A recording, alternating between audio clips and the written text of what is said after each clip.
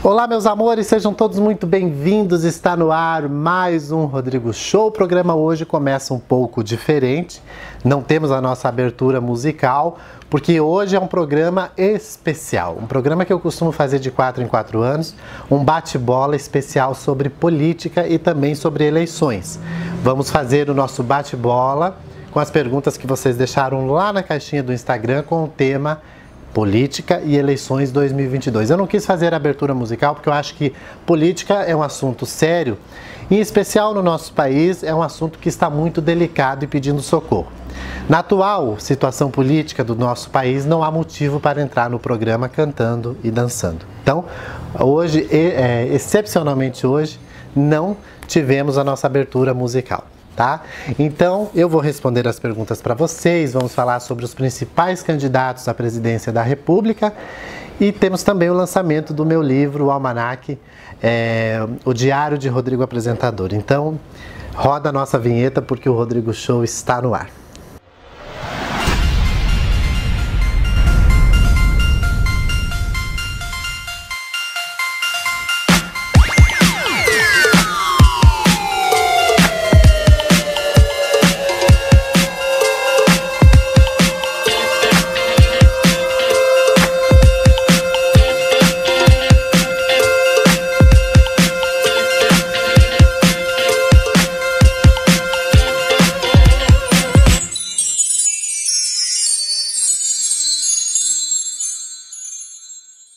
Bom, vamos ao que interessa. Já já eu vou ler no celular as perguntas que vocês mandaram para mim, para o nosso bate-bola hoje especial Eleições 2022. Gente, olha, é muito importante, inclusive, falar aqui o nome e o partido dos principais candidatos à presidência da República, né? Os que estão, assim, nas pesquisas, principalmente em alta. Obviamente que a gente sabe que os candidatos Jair Bolsonaro e o presidente Lula, eles estão liderando sempre as pesquisas, aí seguido depois de Ciro Gomes e Simone Tebet. Bom, já falei o nome de alguns aqui, mas eles vão aparecer aqui desse lado para vocês. A candidata Simone Tebet, do MDB. Soraya Tronic, do União Brasil. Ciro Gomes, do PDT, Luiz Inácio Lula da Silva, do PT, e Jair Messias Bolsonaro, do PL. Esses são os candidatos, então, os principais candidatos à presidência da República, e agora eu não sei quais são as perguntas que vocês me mandaram e eu vou responder agora uma por uma e de repente a gente pode até falar de algum desses candidatos aqui, ok? Vamos lá? O Otávio Dória está me perguntando o que você acha dos outros candidatos da esquerda. Olha, Otávio, nesse momento, eu acho que a gente precisa muito exercer a nossa democracia. Não é a hora de ver candidato de direita nem candidato de esquerda. É a hora de se ver se o candidato que está no governo está fazendo um bom trabalho ou não. É preciso tirar ele de lá, independente de que lado ele esteja, ou se ele é do centrão? Existe algum candidato de direita ou de esquerda concorrendo à presidência que tem boas propostas, que está apto a assumir o cargo mais importante do Brasil? Nesse momento, é preciso deixar a politicagem de lado e exercer de fato o papel da política. Você tem que ser coerente ao ponto de reconhecer que tal candidato está fazendo uma boa proposta, está com um plano de governo legal e é nele que eu vou votar, independente de que lado ele esteja. Não, ou o candidato de esquerda ou de direita não está de acordo com os meus pensamentos, com aquilo que eu acredito, com aquilo que eu tenho, as minhas convicções. Eu acho que esse momento de eleição, a gente não tem que avaliar direita e esquerda, a gente tem que avaliar o candidato correto e as suas qualidades políticas e também o seu plano de governo, tá bom? A Domingues está me perguntando, você acha que a bandeira do Brasil virou símbolo político? Se sim, qual a sua opinião sobre? Eu acho que sim. Eu acho que de 4 anos para cá, a bandeira brasileira, o verde e amarelo, perdeu seu verdadeiro sentido, até mesmo para jogos da Copa. Porque a gente sabe muito bem que até em comemorações de jogos da Copa foram pegas fotos de comemoração da Copa e colocada como manifestação, ou seja, como uma fake news, foi colocada aquela foto sendo de palanque, sendo de manifestação, e na verdade não foi, que inclusive foi desmentida que a foto era de torcida, né, de manifestação de futebol, de Copa do Mundo e não de política. Esse governo que está, inclusive, e os apoiadores desse governo se apropriaram de tal maneira da bandeira verde e amarelo, não só o nosso verde e amarelo perde a sua essência, como hoje em dia é perigoso você andar de vermelho na rua, porque as pessoas, apoiadores fervorosos digamos, mais ardorosos do atual governo, acaba confundindo e realmente agredindo pessoas que estão de vermelho, e às vezes não está de vermelho porque é do PT ou porque apoia o ex-presidente Lula, né? Então, acho sim que aqui a sua pergunta foi muito pertinente, inclusive, acho sim que a bandeira do Brasil virou um símbolo político e infelizmente a gente precisa que a nossa bandeira seja devolvida a todos os brasileiros, aos negros, aos LGBTs, aos católicos, aos ubandistas. A bandeira verde e amarela não é só dos evangélicos, não é só dos heterossexuais, é de todo mundo. E todo mundo pode levantar com orgulho essa bandeira, e eu espero que a partir de 2023 essa bandeira possa retornar ao seu verdadeiro sentido, ao seu verdadeiro significado. O Jean, como a TV afeta na repercussão do público sobre os candidatos? Eu acho muito importante não o horário político, porque no horário político todos eles são perfeitos. No horário político todos eles têm a solução do Brasil, mas eleitos eles não fazem. Você já reparou isso? Eu, como cidadão, agora estou falando que todos eles sempre têm a solução na época de campanha, mas eleito eles não fazem. Por quê? Eu vou explicar por quê. O sistema da nossa política no Brasil, ele é muito arcaico. Ele precisa ser reformado, precisa ter uma reforma política urgente. Não há possibilidade de um presidente da República sozinho fazer alguma coisa por esse país se o sistema da nossa política é aquele ainda que é preciso da aprovação de ministros, de senadores e de deputados estaduais e federais também. Ou seja, enquanto não mudar o sistema da política brasileira, nada poderá ser feito 100%. Você chegar num horário eleitoral, você chegar numa entrevista de presidenciável e dizer, vou fazer. Você não pode prometer que vai fazer uma coisa que depende do ministério, depende do parlamento, depende da... Enfim, você não pode fazer. Você tem que dizer, vou tentar fazer se os ministros, se os senadores e os deputados aprovarem. Por isso que é importante você que vai votar, por exemplo, em qualquer que seja o seu candidato, votar também em candidatos ao Senado e ao Parlamento, que seja de acordo com o presidente que você está colocando lá, porque existe essa briga, esse jogo político. Eu não vou assinar porque a culpa depois vai ser do presidente da República, ou seja, ninguém vai pedir impeachment de deputado, de senador, nem de ministro.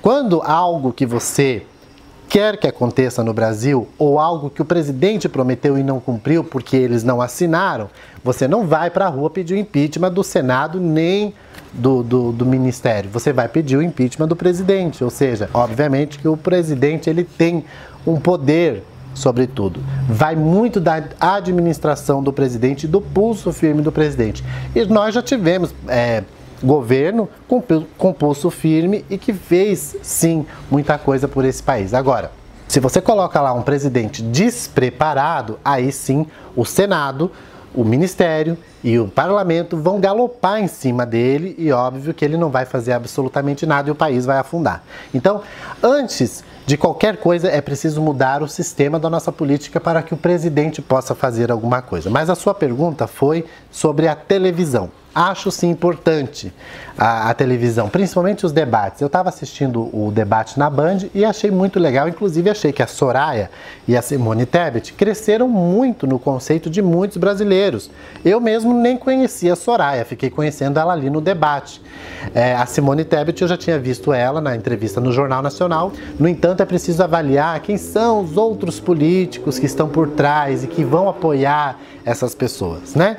Bom, E é isso, mas acho sim que é importantíssimo a mídia, de um modo geral, seja a mídia escrita, falada ou televisiva, é muito importante na política brasileira para que você, por exemplo, que não tenha ainda decidido ou definido o seu voto, fique conhecendo e possa escolher, né, com muita dignidade o seu candidato. E é muito importante, sim, os debates e as entrevistas com os presidenciáveis. Thales, como lidar e conviver com parentes bolsominions que apenas consomem fake news? Eu acho que é não lidar. Não lidar, porque quando você discute com um ignorante, são dois ignorantes discutindo, então deixa só um falando sozinho, né? Se afasta. Eu acho que a melhor coisa que você faz é se afastar, porque é aquilo que eu digo para você. Tem pessoas que não são nada democráticas, tem pessoas que confundem politicagem com política, né?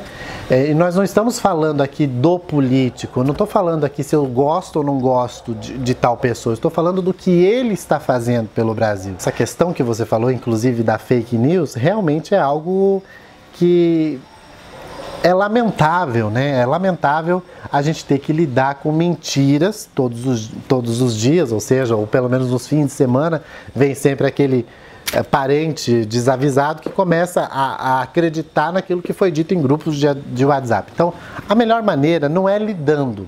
Você perguntou como lidar. Não é lidando, é deixando de lidar. Se afastando realmente de pessoas que apelam para a ignorância. Apenas isso. O Rempar está perguntando, já chegou a apoiar o Bolsonaro? Não, eu nunca fui apoiador do presidente Bolsonaro e acho que não errei. Né? Eu, desde o início da campanha, ou seja, quando falaram do tal mito para ser presidente, eu, obviamente, que eu fui pesquisar, fui saber quem era e me chocou muito ver o linguajar dele, a maneira dele, o costume dele com as pessoas. E eu realmente avaliei e achei que aquele senhor, para meu presidente, não era legal. Agora, ele foi eleito por metade do povo brasileiro, né? E tenho certeza que muita gente agora, de repente, até não vai votar nele novamente. Mas é preocupante isso. Eu nunca o apoiei e também não estou apoiando nessa eleição também, tá bom? Thaís, no lugar do Bolsonaro, o que você teria feito diferente nesse mandato?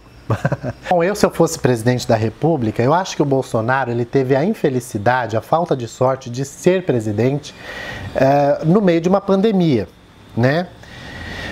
Mas eu acho que eu, como presidente, até mesmo dentro da pandemia, eu teria agido diferente. Acho que sendo mais solidário à dor das pessoas, me vacinando, sim, eu acho que eu teria me vacinado.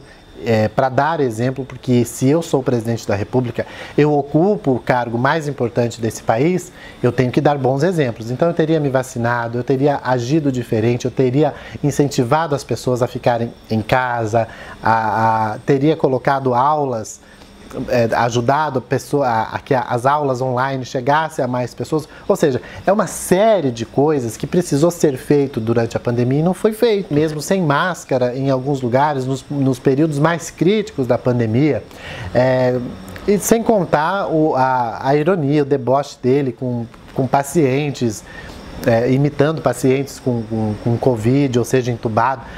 E debochando realmente da dor do outro, dizendo que não era coveiro, que não tinha nada a ver com isso e que ia realmente morrer muita gente.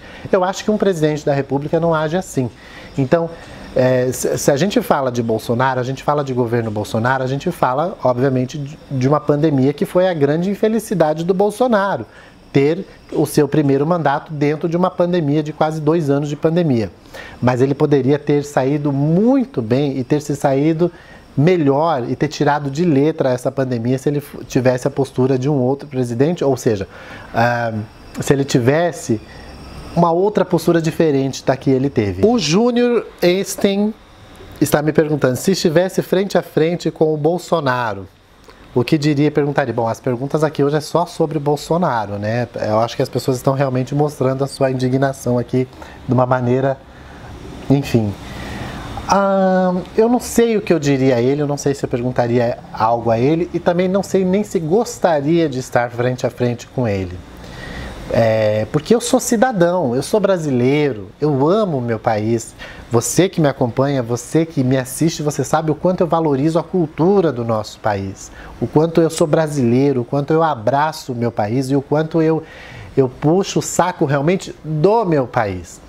Então, eu como brasileiro, eu fiquei muito chateado, eu fiquei muito revoltado com diversas atitudes do nosso presidente. Muito mesmo. Então eu perguntaria de repente para ele, por que agir assim? Por que ser assim, né? Mas, de verdade, não gostaria de ter esse encontro com o presidente, tá bom? Bruno tá me perguntando, o que você acha do Ciro Gomes? Eu gosto do Ciro. Acho o Ciro um homem muito inteligente, muito coerente.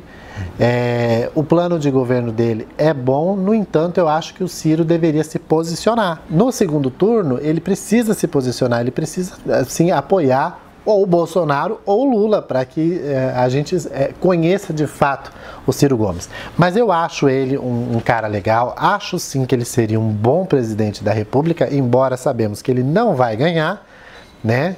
Mas eu acho o Ciro Gomes um homem direito, não de direita, prestem atenção no que eu falei. Acho ele um homem direito, um homem correto, inteligente, e ele tem a política na veia. O Ciro, ele tem até, não sei se seria uma ofensa dizer, ele tem a demagogia que exige a política.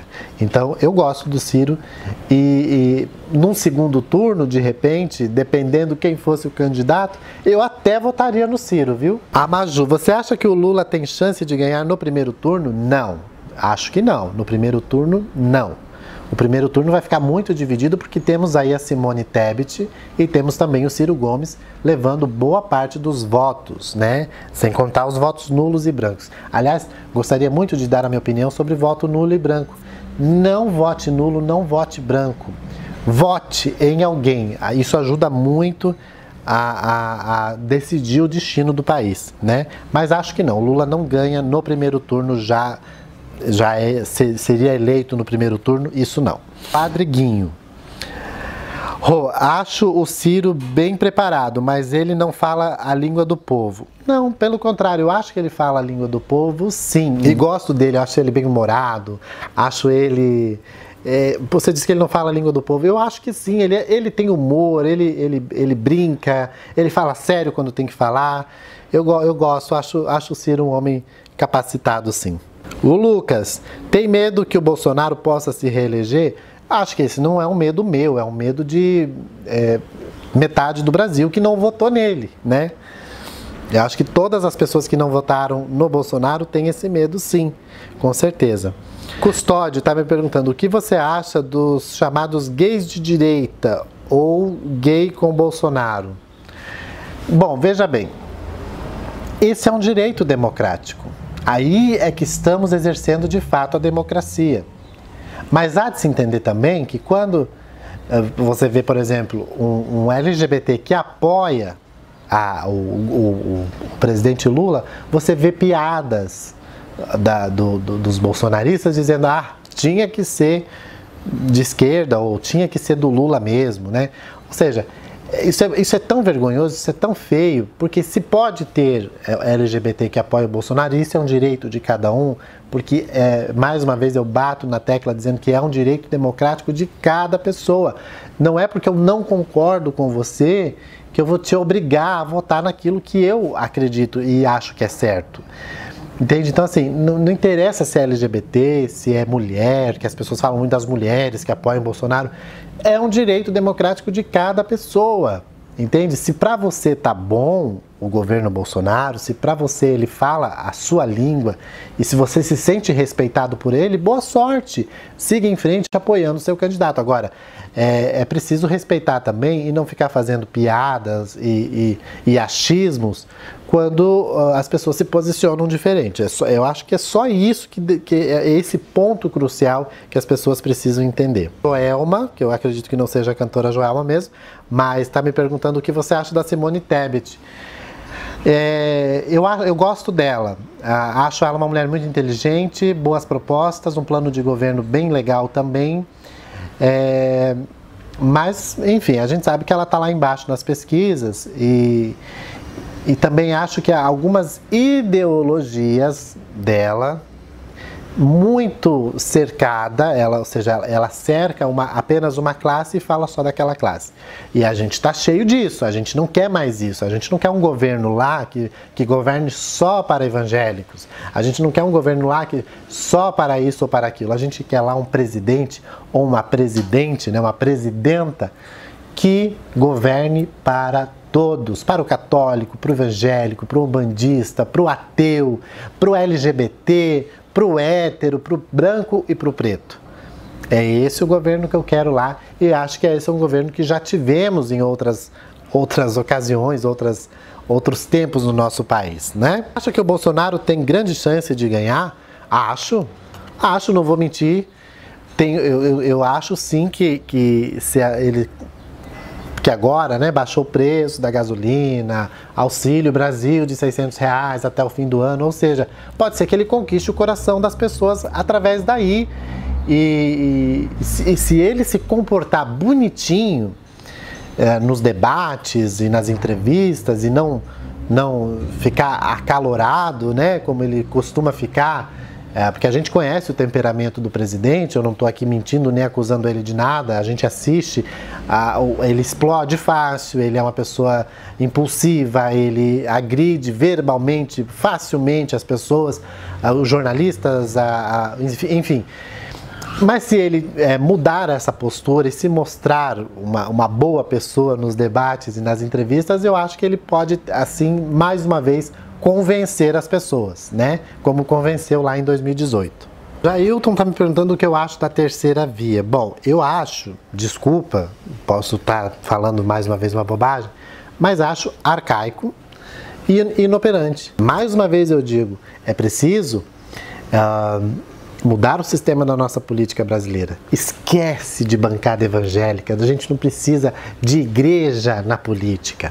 Esquece bancada disso, bancada daquilo, a gente precisa lá de pessoas competentes para administrar um país tão rico, tão cheio de cultura, tão cheio de plantações. O país é humanamente inaceitável para a nossa economia ter que estar discutindo economia, como você falando aqui da terceira via, né? Que nada mais é tentar reconciliar a economia tradicionalmente associada à direita e à esquerda, ou seja, adotando uma política econômica ortodoxa e a política social.